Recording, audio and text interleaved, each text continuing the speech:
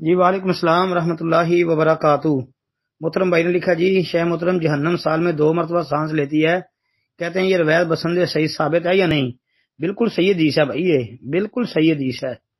یہ حدیث تو صحیح بخاری مسلم کی ہے، صحیح بخاری اور صحیح مسلم کی حدیث ہے۔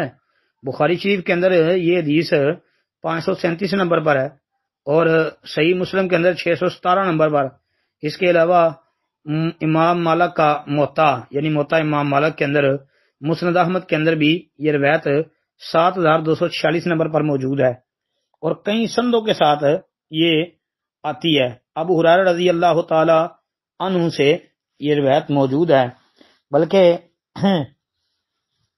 اس حوالے سے آپ بخاری کے اندر ابو سعید خدری رضی اللہ عنہ والی حدیث 538 نمبر پر دیکھ لیں، ایسے ہی ابو ذر رضی اللہ عنہ 535 نمبر پر حدیث بخاری کے اندر اور مسلم کے اندر 616 پر دیکھ لیں، تو یہ حدیث تو بالکل صحیح ہے بھائی۔ السلام علیکم رحمۃ اللہ۔